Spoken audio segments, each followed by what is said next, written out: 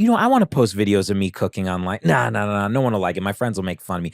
I sing in the shower. Like no. Because we're taught to just follow suit and do whatever you're supposed to do. You report to your boss, but it doesn't have to be like that. Like if you want to try to be like a musician, an entrepreneur, whatever, it's scary. And like, I'm sure you've had moments like that where you're like, yo, what am I doing? But if you do try, I believe that if you keep pushing yourself and you keep trying, you're going to succeed. And I always tell people this, it may not be in what you start with, like when I started, I thought I was going to be the biggest rap artist in the world. And am I a rapper now? No. And then I moved into producing, and then I moved into songwriting, and then it's come full circle now where I'm like an artist of some sorts again. And I think you just jump in and just try something. Just try, and who cares? If you're gonna fail, who cares if you fail? I don't understand. That's the thing I don't understand. It's just, you just get up and you do it again. I have amnesia the second I fail. The second I fail, I'm like, the next day I wake up, I'm like, all right, let's do it again. That's an amazing mindset. So we share something in common already. We both grew up wanting to be famous rappers. Yeah. Did you? Yeah. No. That was like my passion, like poetry, spoken word, writing lyrics. Like all I listened to was hip hop and rap growing up. Like if you asked me at 16 years old what I wanted to be, that's what I wanted to be. And it's so interesting because today I feel I use the same skills that I wanted to use then, but in a completely different way. I still write. I write books instead of records. I teach meditation, which includes music, it includes cadence, it includes rhyme often, but not in the way that a rapper would. And I'm using spoken word constantly to get messages out into the world, but in a different way. And so I love what you just said about that idea of how you actually may succeed, but in a way completely different to what you originally dreamed of. I hope it goes full circle for you. I need to hear the Jay Shetty rap tape. What was your rap name? Oh God, I don't know if I need to go that far. Okay. It was embarrassing, but I'll tell you later. Okay, I'll tell you later. privately. Yeah, Tell me later. I'll tell you privately. Is Jay Shetty your real name? Yes. It's that's the perfect rap Is name. it? Yeah, Jay Shetty sounds like a fire rapper. Really? Yeah, from like East London. Okay, I'm from North London, so not far. All right. Yeah, not far. Okay, cool. I like it. But no, I really appreciate what you're saying there. And I think that amnesia to failure, wow, like I love that idea of having amnesia with failure. Can you give me a time, was that always the case, or was there a failure that like did kind of pierce that veil? It never has. I can see from your face. No, I remember when I was going to quit music one time right before I made it, my mentor passed away.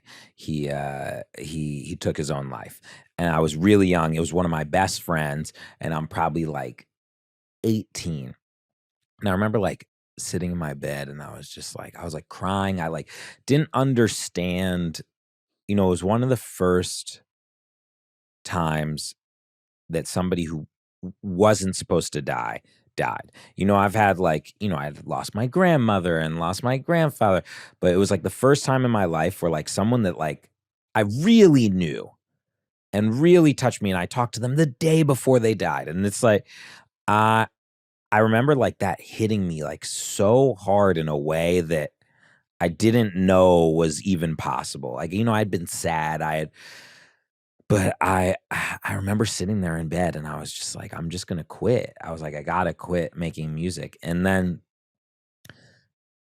in that very same moment, like my head flipped, and I was just like, no, you can't. You got to like take on what this dude started. Cause he was also a musician, and he didn't get he was well known, and he was a hero to me, but he didn't get where I think he deserved to. And I remember being like, I gotta do this. Like, I gotta, like, he would want me to be doing this.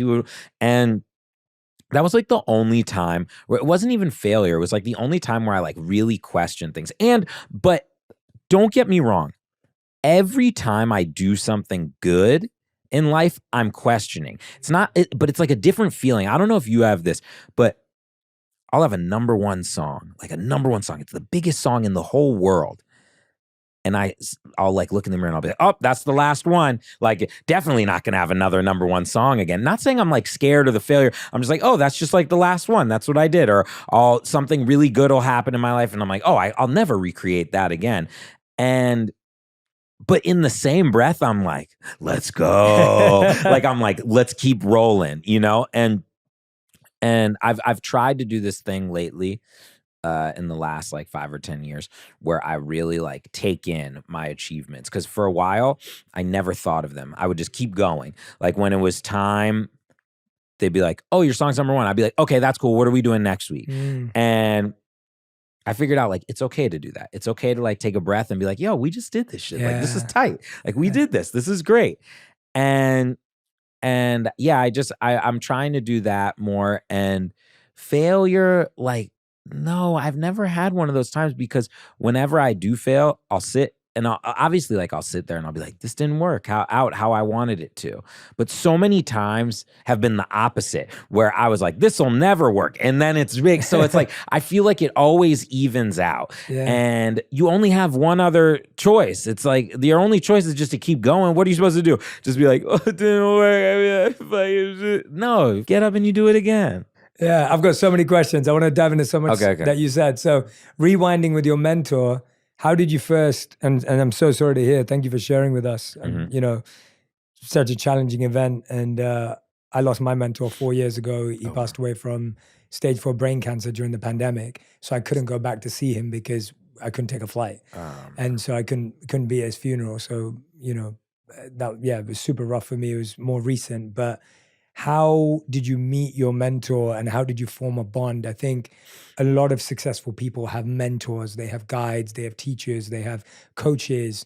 But then sometimes when you're listening to a conversation, you're like this, you're like, I want someone to be my mentor, but I don't know where to start. I don't know how to find them. Like, what does that mean? Like, how did you connect?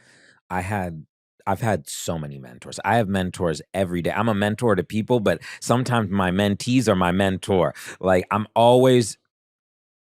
you always got to be open to just listening and learning. Every day I learn something. I was in the studio yesterday with a guy who was one of my mentees. Like the way I got to tell you that story later. That's insane. I'll go to that. I'll tell that after. First one is I met my mentor. This is when he was like my second or third mentor. I met a lot of my really important mentors in my life when I was about 13. I was a musician. I was traveling for music at the time.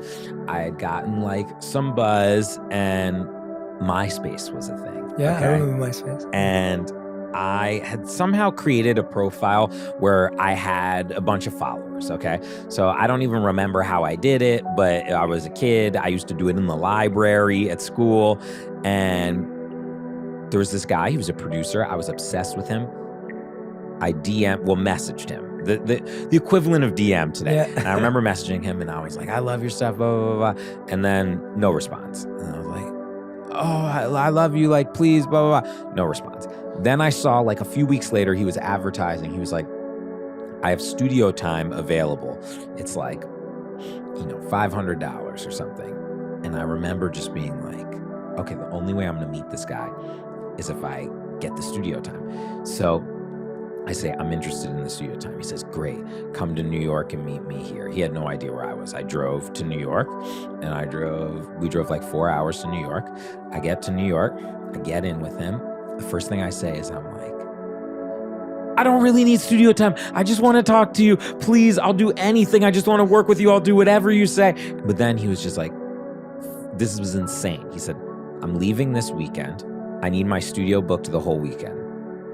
It's $850 for the 2 days. You need to book it. If you can book it, I'll let you work for me. Wow.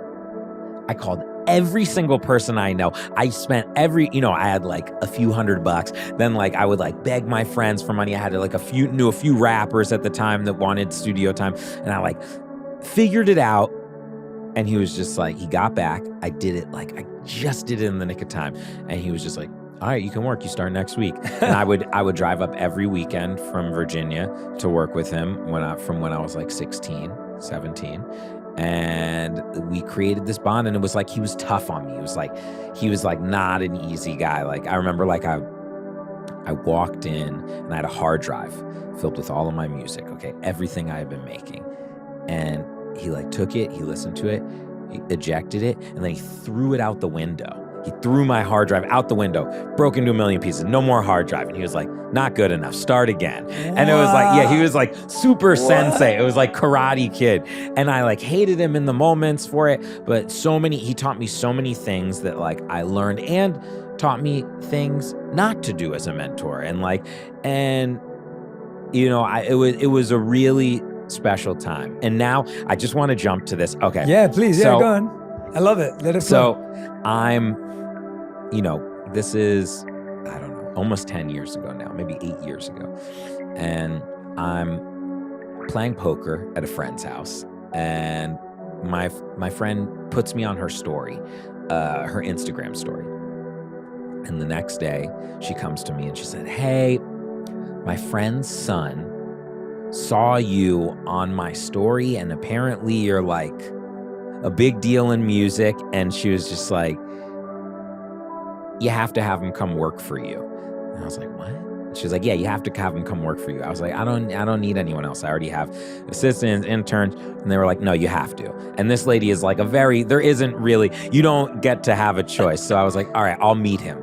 So this kid comes in. He's 15 years old.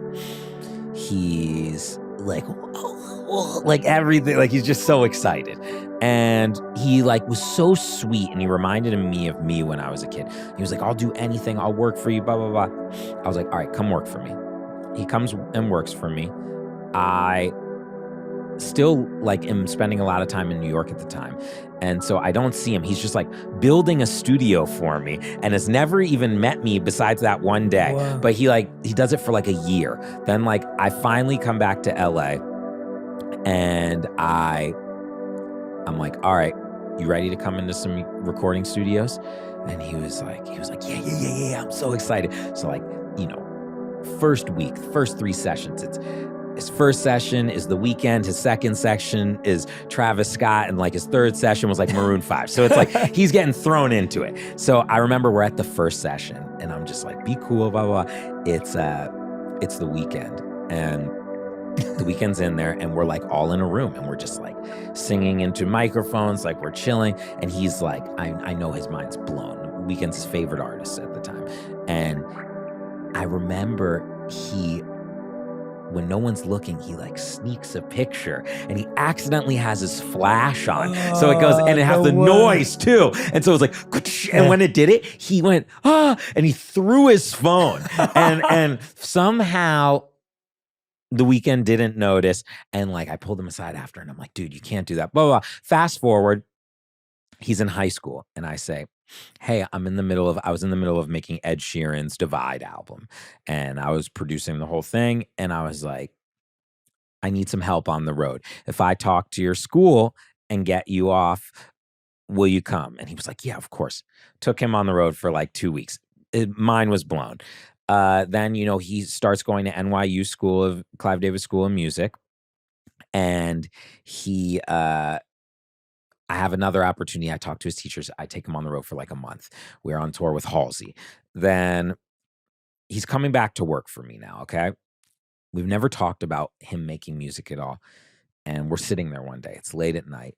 And he said, my therapist said he's going to stop working with me if I don't play you my music. I said, what do you mean you make music? And he's like, yeah, I make music. I was like, why didn't you ever play it for me? He's like, I was so scared. I was trying to get better, blah, blah, blah. He plays me some songs.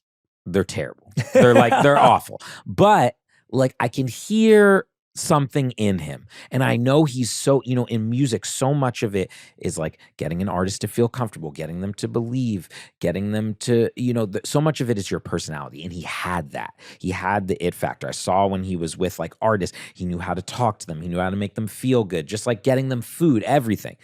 And, he spent years just seeing how I did it with artists. And I decided to sign him. I was like, I'm going to sign you.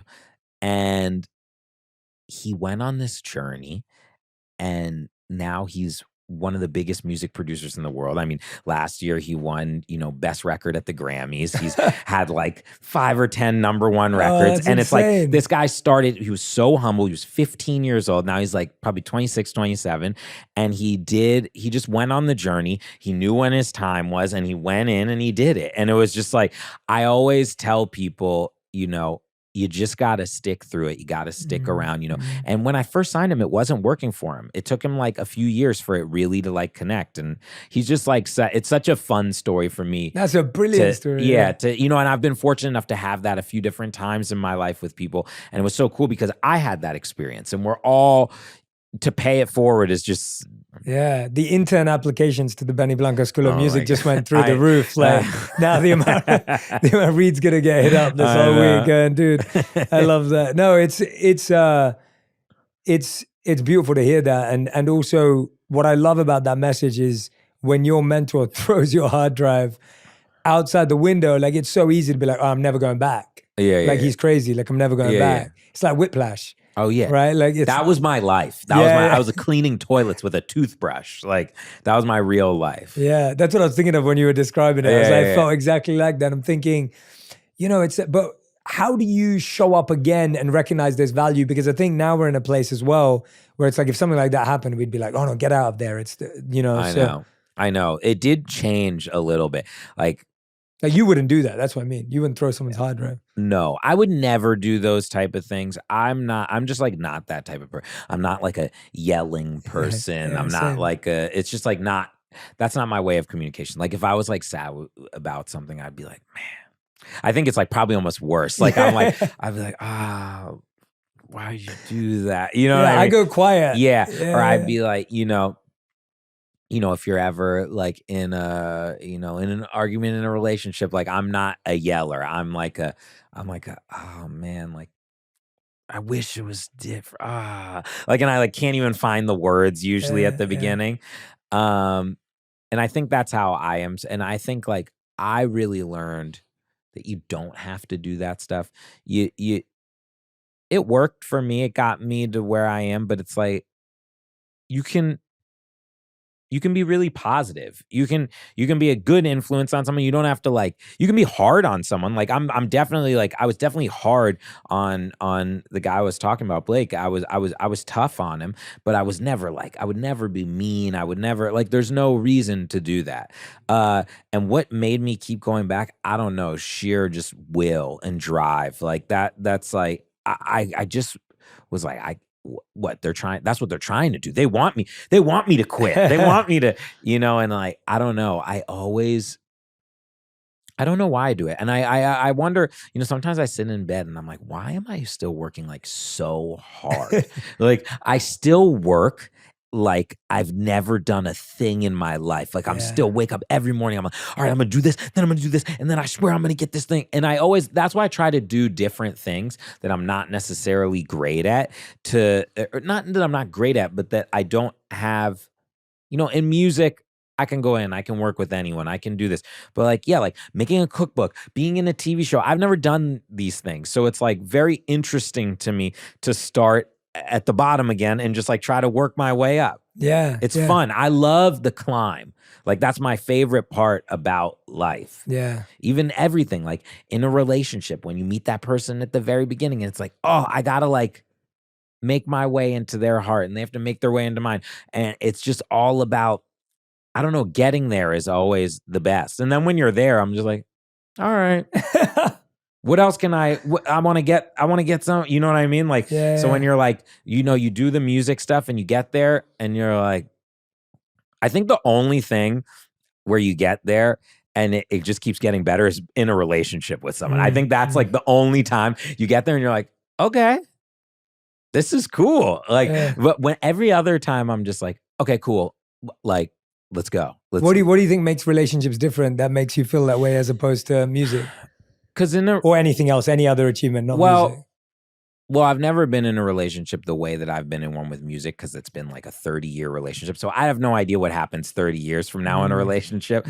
But I just feel in a relationship is like all these other things I'm doing. There's so many like tentacles. Like it's like you go this way and then you guys explore that together. And you're exploring so many, it's basically anything I would explore in my life, I'm exploring with a partner. And so it's like figuring out, like you guys are like figuring out things together. And it's so cool when you have like a partner that like, I don't know. Like I just get the feeling like it's awesome when you can have a partner that you look at and it's like the end of the day and you're like, oh, what did you do today? And they tell you and you're like, that's so tight. Like, and you're like, I want to do more. Like when you can feed off of each other and just keep growing together, it's like every day is a new experience and you guys are like facing different things together. And it's, I don't know, it's cool. And I always tell my friend, I was just talking to my friend yesterday about this. I was like, you always have to keep your work and life balance. And I was like, because you can feel it in the music and art if you don't have love or you don't have something. So I always tell them, I always feel that it's just like this. I have like rules, like every day, like I only work till like a certain time. I make sure I, you know, like cooking is very important to me and therapeutic. So I make sure I do that. Like it's like Xanax to me. Like I have like all my things that I have to do to make that balance because I do push myself. I shove my head through that wall, just that drywall if I had to.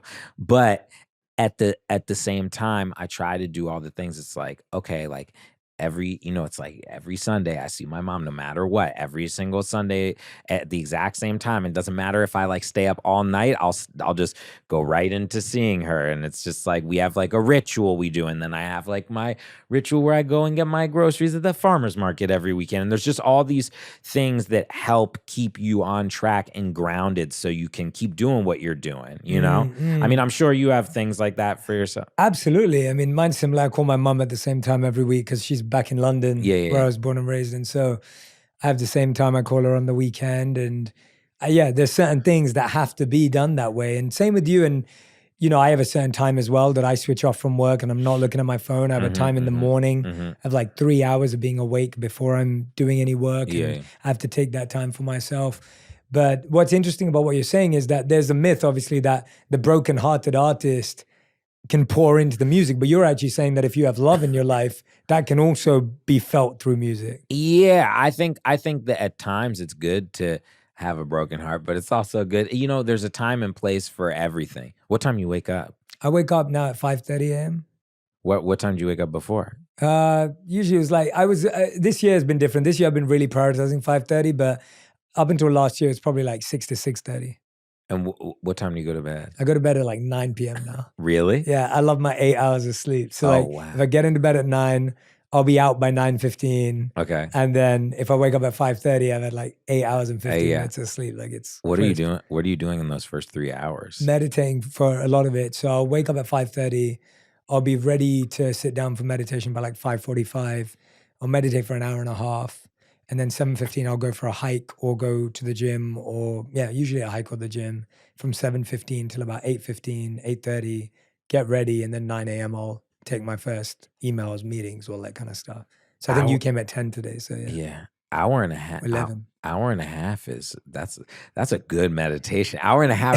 How do you even stay focused? Well, I think it's a good question. And I always say to people that when I started, it wasn't 1.5 hours. Like you start up with doing like 7 minutes, and then 20 minutes, and then 40 minutes. And what I found was just in the same way as if you go to a trainer at the gym, you'd hope that they work out more than you. So as someone who teaches meditation and helps people with mindfulness, I believe that as a trainer and as a coach, I have to do it for more time and deeper time because otherwise, if I'm only doing it for 7 minutes and I'm mentoring you and you're only doing it for 7 minutes, then how will I ever have an experience to guide you deeper? And so I've been doing that since I was 18 now. So it's been a long time. And when I was a monk for 3 years, it was longer. And that's where I got that deepest experience of practice for it. So I feel like if I didn't have those 3 years of going really deep into the practice, I may not have the focus I have today. You were a monk? For 3 years, yeah. Like a real monk? A real monk, yeah. That's insane. Yeah. I've never met a monk. I'll have to show you pictures. I've never even met a monk. Yeah, I'll have to show you. I'm not anymore, but yeah. How long? So you still haven't met a monk. When was this? So this was 2010 to 2013, and I was a monk across India, UK, and Europe. I traveled between the three. and I had a shaved head. I wore robes. I slept on the floor. We meditated for like 4 to 8 hours sometimes a day, and so it was a deeper practice. Yeah, Standard yeah, 8 hours. yeah, Standard yeah. 8-hour meditation is Yeah, crazy. sometimes, When yeah. do you do anything else? Well, sometimes you didn't. That was the point. Like An 8-hour meditation is sometimes, wild. yeah, Isn't that sometimes. sleeping? Yeah. I mean, you can count it as the same that we sleep for 8 hours. So. Yeah, the hardest part for me with meditating is that I instantly fall asleep. Good. I can fall asleep very easily. So I'll tell you why, though. The reason why that happens during meditation or any practice of that sort is your body and mind are finally coming into sync. And so it's your body saying, I need sleep right now. Yeah. And so if you're falling asleep during meditation, it's not a bad thing. It's just you've literally, because what's happening when you're not falling asleep is your mind saying, we got to do more. We got to do more. And then finally, when you become present, you fall asleep because your body's saying, I've done enough today. Oh. Wait, So where do you do these meditations? I have a little meditation room. I'll take you to afterwards at our home. Yeah, I want to do a meditation with you. All right, we'll do it. Yeah. I want to learn. I've done it. There was like a time in my life when I was going through a rough patch, and then like, I was going to therapy and I was meditating and stuff, and it actually helped me so much. Yeah, wow. It helped me. What was that during? What were you going through? When everything first started happening for me all at once, it was like really overwhelming. I was, for the first like year or two, I was like, oh, this is awesome. And then like it really hit me because, so many different responsibilities and people asking you for money. And like, I just didn't grow up in a way like I didn't even imagine, I was young when I made it. So I was like, I didn't even realize about like money. And then I'm like, oh my God, I have this, what do I do with it? Like, and then it's like, I have all this success and people need things from me and people want, and it was just too much. And where I grew up, like, I didn't like, I don't know. I didn't go to like therapy as a kid. I didn't know about any of that. I didn't know what anxiety was. I thought like I was like, oh, the room spins for everyone when you like sit down and you're like doing something. Yeah, there were so many things I didn't understand. And I thought it was just my body, and I never talked to anyone about it. And I was like, oh, there were just things like I learned to live with. And I remember I just remember exactly where I was. I was like walking in to get a new cell phone. I lost my mind, and I just couldn't handle it anymore. And I remember like a week later, I went home to Virginia where my mom was living at the time, and I remember I was like in the bathroom, and I was like, I can't do this anymore. I had this feeling, like this crazy feeling of anxiety that was like crippling, and it was like I couldn't do anything. And I was just like, I was like in the bathtub, and I remember like calling for mom. I was crying, and I was like, I don't know, I can't do this. I don't know what to do. I can't even explain the feel. I didn't know how to articulate the words. I was like, I can't even explain what I'm feeling to you. I feel like I'm going crazy. And in my family, there's some people have some issues, and I was always scared of myself falling into some similar things that are in my family, that run in my family. And I just remember somebody got me to go to therapy, and I met this guy, and he's my therapist today, still to this day. He's been my therapist for almost 20 years. And I remember like I first went there and I had like all these things. I used to like go and I'd have to like hold my head like this. And I was like, well, I can't let go of my arm, because if I let go of my arm, my neck's going to fall off and I'm going to be paralyzed. Like I had like I was so in deep, and I never thought I was going to get out. And I remember I used to go 6 days a week, and then it was like 3 days a week. Then it was 2 days. Then it was one. And it was CBT, cognitive behavioral therapy. And it's like kind of like a type of therapy where you use your words, and I didn't want to do medicine, and I didn't, because I also had in my family, there's some drug abuse and stuff. And I was like, I don't want to do this with medicine. I want to figure out how to do it the right way. And at that time I wasn't. Now I'm like a workout fanatic. That's like my new meditation. Nice. But before that, I was like, well, how do I do this?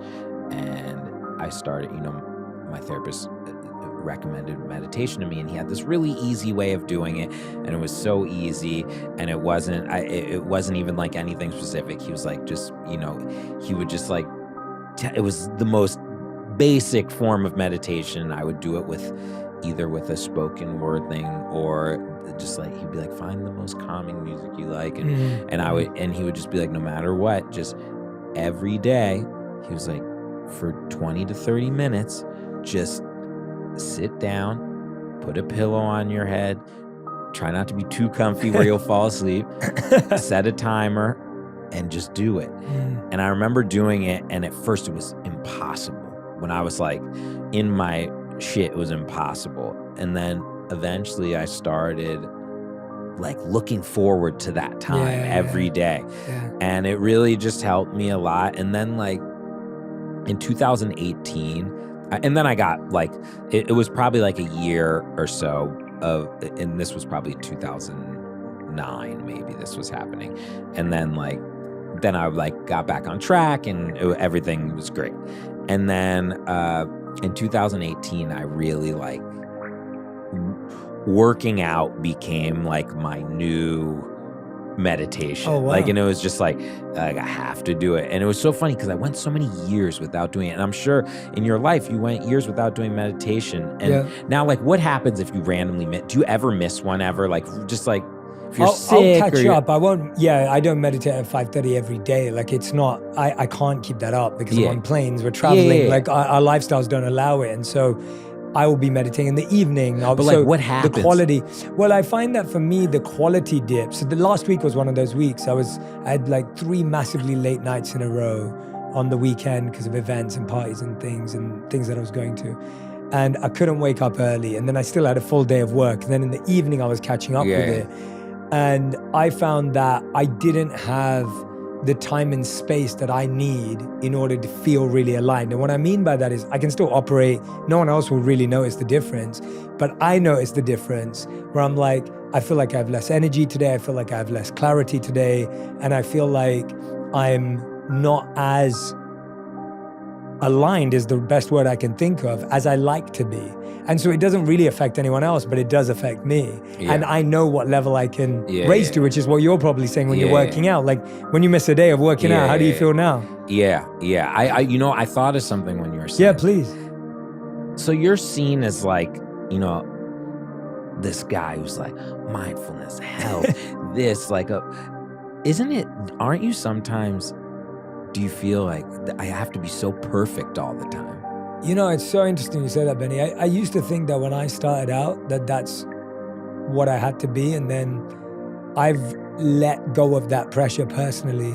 Like I let go of that. And I'm just, like I'm saying to you now, I don't wake up every day at 5:45 to meditate. Sometimes I'm meditating on planes, in Ubers, on trains. Sometimes I'm doing it while I'm falling asleep. Like I'm okay with opening up about that because to me, that I hope, well, it's the truth.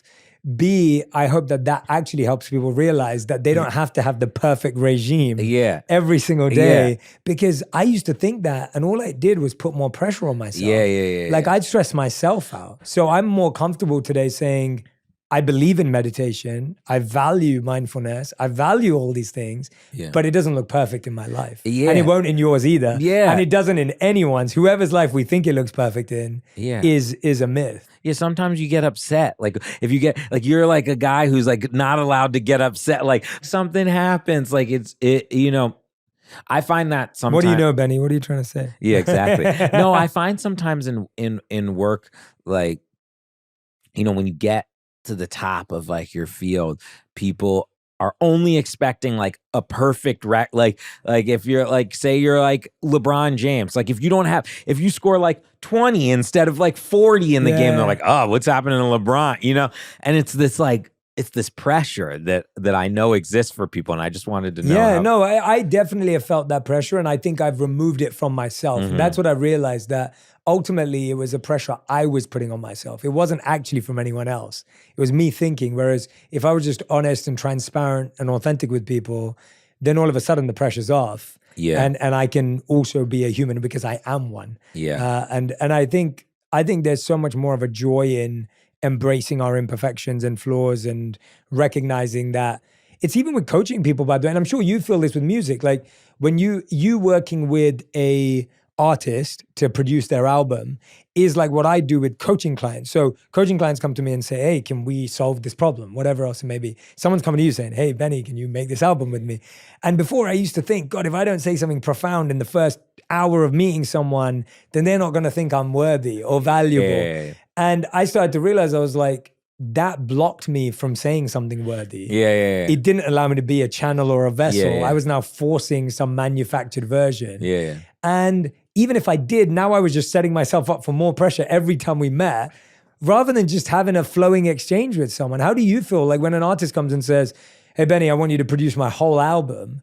Where was the time it switched from pressure to just flow? I never had pressure because I don't care. Yeah. Because I treat every experience, like I'll be like this. You know, some people, when you get in the studio or something, or you're on a TV set or you're on here, they're just like, oh, we got to get it all done. We have to get this done today. We have to. For me, I'm just as happy if we were to come in. Like if I came into this podcast today and you're like, hey, I'm sorry, like the equipment's not working, then I'd be like, oh, let's just like chill, walk around your thing, because that's what was meant to happen that day. And I'm not stressing because you know what? Eventually we'll get like an interview, or eventually we'll get a song, or, you know, I'm a big like procrastinator in work. Like when someone comes over, I'm like, you like to eat? What do you want to eat? You want to eat something? I'll eat something. All that stuff is part of it. It's part of what's going to happen later. You know what I'm saying? Or you like, let's say you have a client, someone like you're trying to get to the bottom or the root of a problem. You're going to have to disarm them and get them to chill. Yeah, definitely. Yeah, it's not going to happen through anything else. What's your, do you have a setup process for every person, or do you really go with the flow with each individual? This stuff got caffeine in it? It has natural caffeine from tea. I'll take a sip of it. Yeah. It's green tea. Green tea is really caffeinated, right? Yeah, it's natural. You drink caffeine? I only in the tea form. Only in the tea form. Yeah. I So like that. I don't only drink in coffee. the tea form. As in, like, I drink herbal tea and I drink this tea, but I don't. That's good. Thanks, man. Appreciate it. My wife and I put it together. It's all natural. Go buy his drink. How'd you come up with the name? It stands for just you and I. So it was a way of trying to bring people together through sharing a moment. How's the caffeine hitting? Is it all right? I'm taking little sips. I don't drink caffeine at all. Yeah. Neither do I, apart from tea. So yeah, I don't drink. I'm not like a caffeine person. I wake up and I'm like ready to rip. Me too. I wake up, I like pop out of bed. What time do you wake up? Early. Yeah? Yeah, like 6. Usually 6:10 to 6:30. Yeah. What gets you in the creative zone? Like you're always like cooking. Like let's talk about open wide for a second. Like creativity, I think people look at you and they think, oh, he's musically creative, but then the rest of his life must be. But no, it's like you're creative in cooking, you're creative in music. Obviously, you're talking about relationships can be creative too. Like, is it just something that was cooking always a passion? Yeah, it's just like, do you cook at all or no? So I'm the exact opposite. Cooking, kitchens and cooking scares me. My wife is a plant-based chef and recipe developer. Really? Oh my God. Yeah, this is all she does. What has she always cooked? Yes. Yeah. Oh my God. She's loved it since she was, and she's a dietitian and nutritionist as well. What's her name? Radhi. Radhi's her name. Radhi. Radhi. And okay. Yeah. I got to see it. I'm obsessed with all that. One of my friends, the person who I wrote my book with, her name's Jess. She has like she's predominantly like a plant-based chef, and she worked for Martha Stewart for years, and she's incredible. And I it's funny, like my books are always crazy. I eat very healthy unless I'm being like a naughty boy.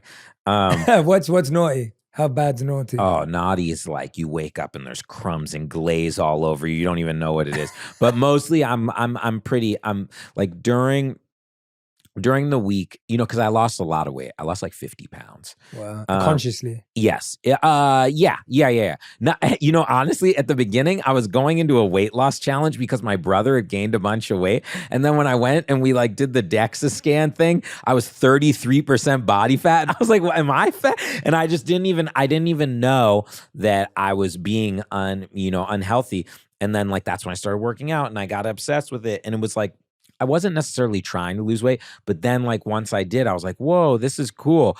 And I'm one of those people now, like when I lost the first weight, it wasn't trying to lose weight. It was just like trying to be healthy. And then I felt like the feeling every time I went to the gym. I was like, whoa, I have no anxiety like after, and I'm not thinking about anything else except like what's happening. And that was very rare for me. So I was like, I got to chase this feeling. And then Now I like, me and my friends, we do like little like weight loss challenges. We're like, okay, whoever can lose the most weight in like 1 month, or whoever can do this. I like to challenge my body and my out of your mind. comfort zone. Yeah, I like to just like push myself in any way possible. But yeah, no, I do you eat pretty healthy? Yeah, very, yeah. Well, because of her, right? Because of her. If exactly, otherwise yeah. you'd be like, Before I met her, it was like pizzas Yeah. at midnight, burgers, Yeah, fries. yeah. Like, that's my favorite what are you food. guys eating today? Obviously. Like, what'd you eat today? What did I have in the morning? I had like avocado, mushroom toast Okay. in the morning. And did you make it or she did? No, she did. Yeah, Okay. yeah. So yeah. if she's not in town, do you then ever I'm cook? I'm ordering in, but I'm ordering healthy. You're ordering healthy Yeah, because you're yeah. scared she might be filming you No, or watching. yeah, exactly. That's actually, yeah. I'll say to my team, I'll be like, guys, just so you know, let's order this because my wife's not around. Yeah, no. Yeah. You'll be a But little naughty. She's been a good influence on me because before I met her, I was addicted to sugar. Like Yeah. I was addicted to chocolates and some ice people creams have and that. I had a massive, because of my mom. Yeah, It's I don't always- have yeah. this. I don't have the sweet tooth. That's lucky, man. That's one I'd of the much worst. rather like a huge slice of bread or a taco. yeah, like yeah. I really like one bite of a dessert. Like I always want. You're like my wife. That's Yeah, her I too. always want one bite. Like at the end of the day, like I'll always have like a date or something, or like Yeah. a piece of fruit. Like I love that, but like I don't like I don't know, like occasionally like a cookie or something if it's not too sweet. I don't like really sweet things. They make my stomach hurt. Right. Like so I like there's a few like I like what's that thing when it's like meringue pavlova. Oh, yeah, right. Because it's not too sweet Yeah. and it's like light. Pavlova makes me. How did you curb your cravings for things you love? Like when you're doing a challenge, how do you curb your cravings? I just shut it off. I love a challenge. Right. Just any challenge. If someone's like, I bet you can't walk 25 miles right now. I'm like, yes, I can. And I'll do it. Like, I love that feeling of doing something. and you have a group of people that you do. And I do it with my friends. Yeah. I work out with my friends. If I didn't have a trainer, I only pay. The only reason I see a trainer is because I'm so crazy that would be like, oh, I can't waste the money. Yeah. Like, so I gotta go. But if it was just up to me, I wouldn't do it. I Yeah, wouldn't yeah, do same. it. I I wouldn't get be it. able to do it. It's just that someone's, or my friends are like, let's go to the gym. We got to go together and we work out together. And I like, coming back to food, I like anything.